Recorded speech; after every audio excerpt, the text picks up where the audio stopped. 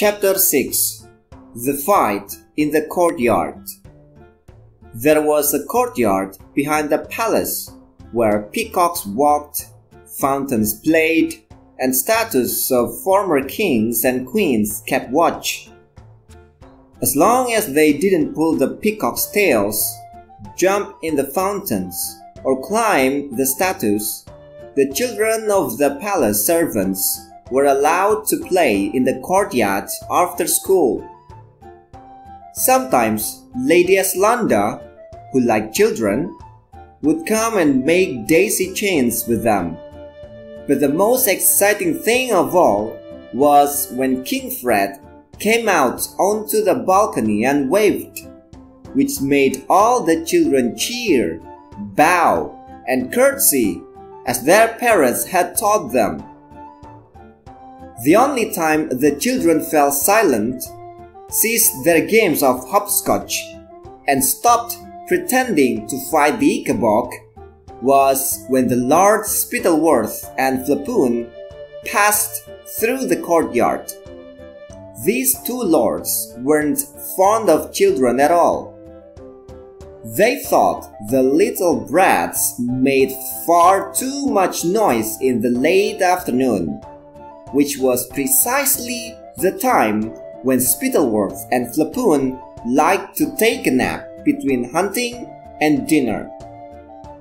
One day, shortly after Bert and Daisy's 7th birthdays, when everyone was playing as usual between the fountains and the peacocks, the daughter of the new head seamstress, who was wearing a beautiful dress of rose-pink brocade, said, "Oh, I do hope the king waves at us today."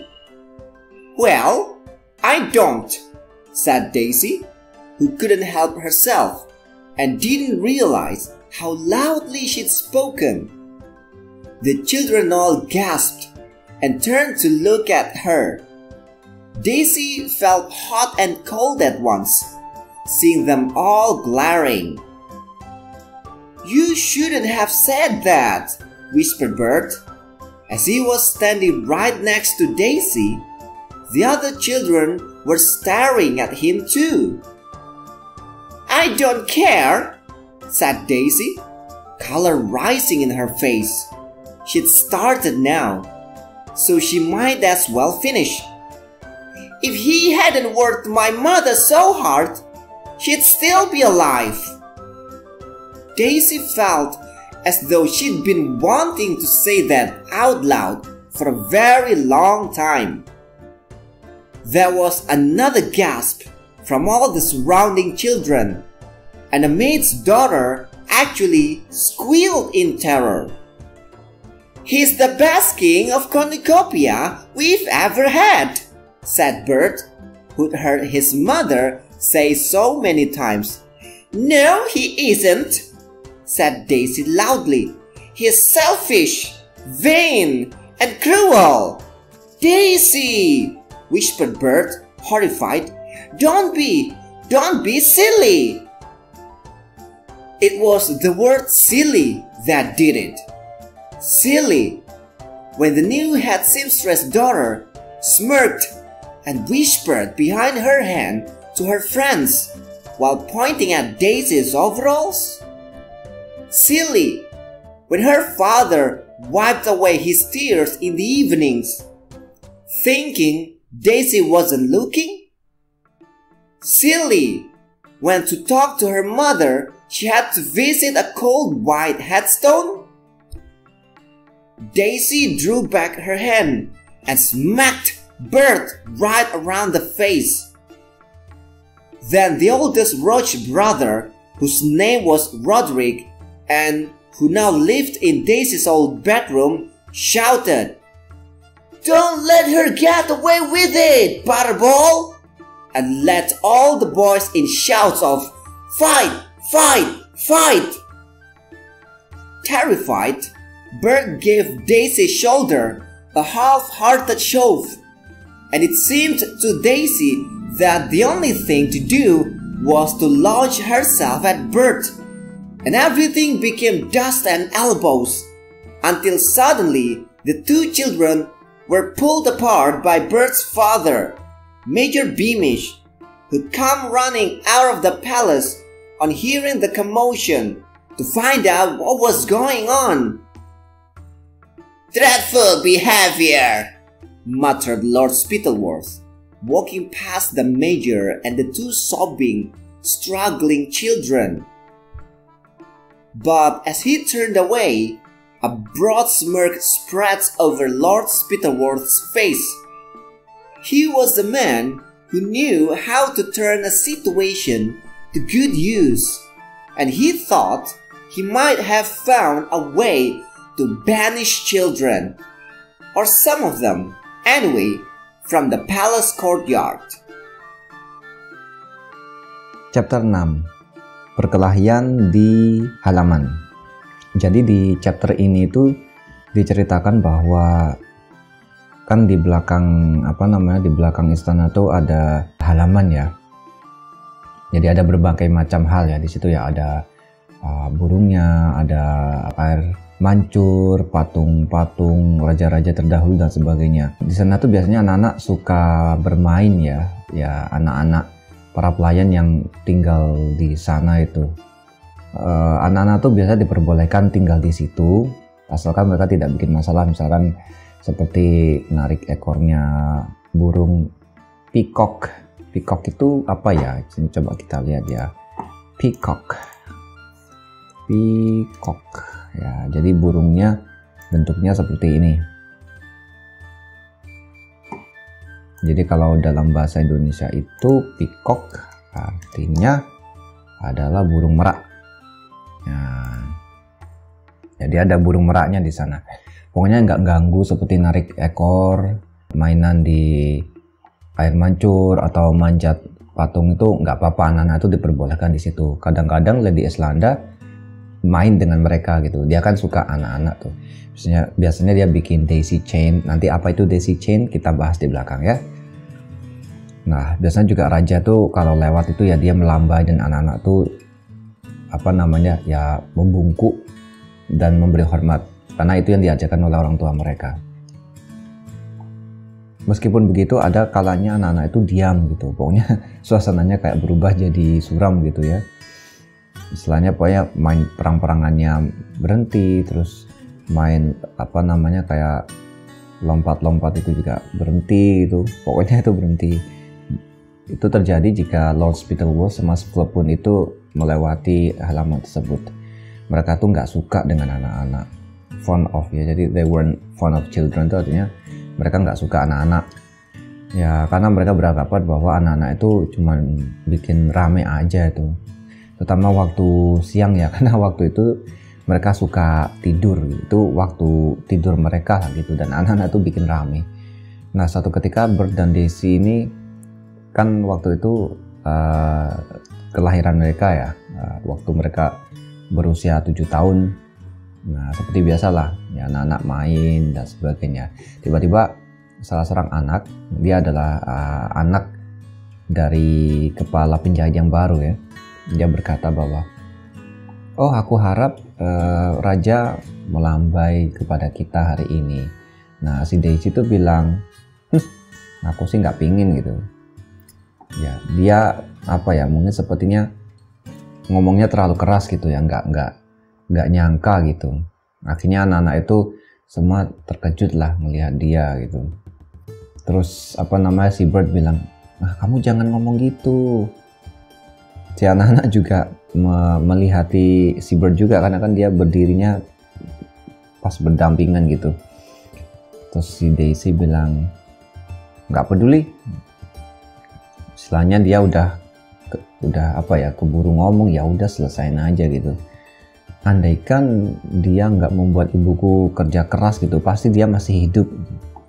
Daisy itu merasa kayaknya dia udah lama memendam ingin bilang kayak gitu tuh udah sangat lama gitu.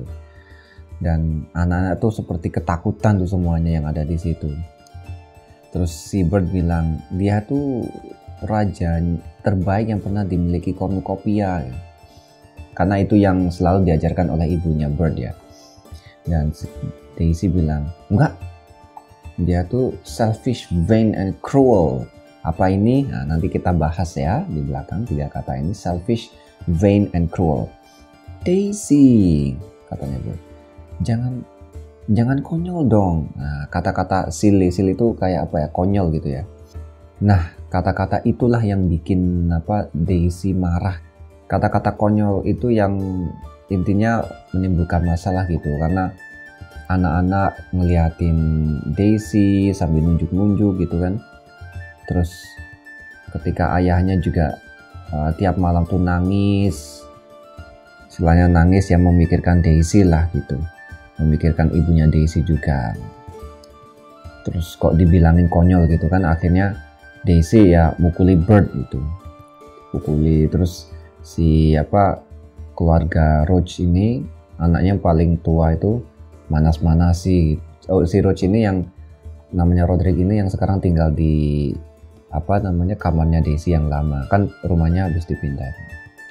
Ini malah manas-manasi. Ayo lawan balik Butterball. Yang lainnya, yang cowok, anak-anak laki-laki yang lainnya juga ikut manas-manasi. Fight. Ayo gelut. Ayo kelahi.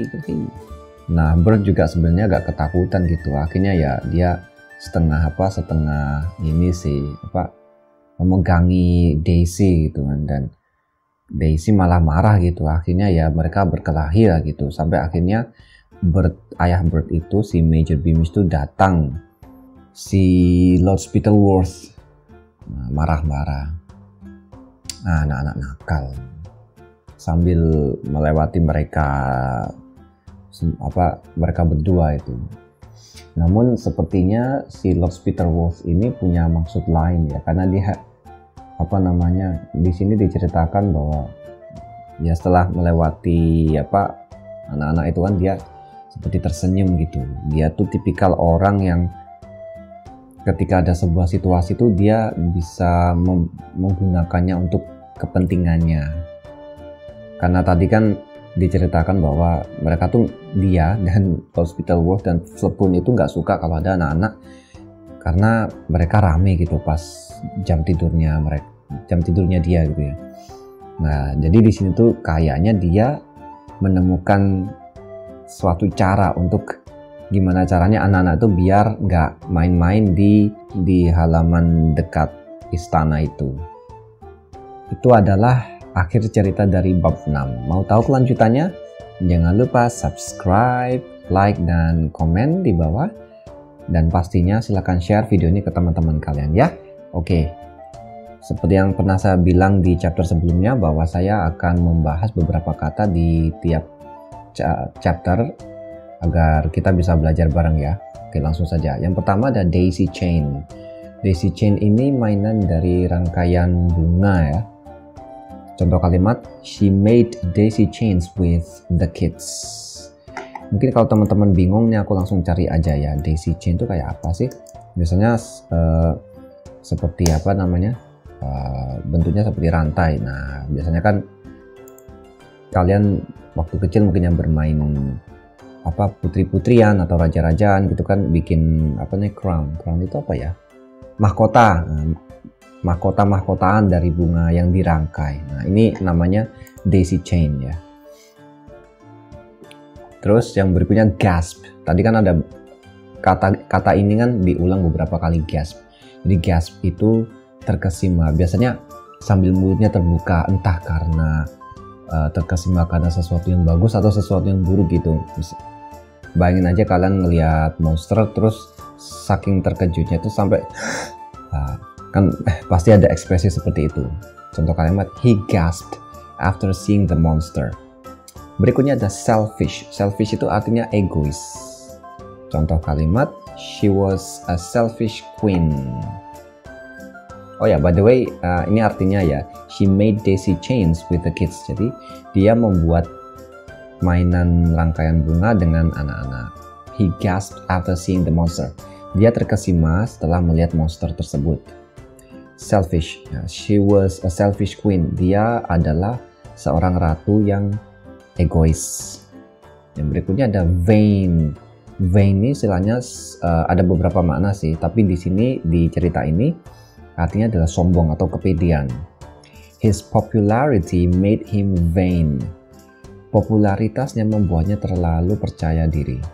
Dan yang terakhir itu cruel atau kejam. The bear wasn't cruel contohnya ya. Jadi beruang tersebut tidak kejam. Nah di cerita itu kan Daisy menyebut si King Fred ini dengan kata-kata selfish, vain, and cruel. Jadi ya mungkin karena dia saking sedihnya ya karena ibunya itu meninggal gara-gara diminta King Fred untuk mengerjakan baju yang ingin dipakai si King Fred untuk menjamu raja dari kerajaan sebelah. Yang ingin tahu ceritanya silahkan cari di chapter sebelumnya ya, judulnya The Death of a Seamstress. Kalau nggak salah itu di chapter 4. Oke, sekian dulu cerita di Ikebok. Nantikan chapter-chapter selanjutnya. Thank you, see you and bye-bye.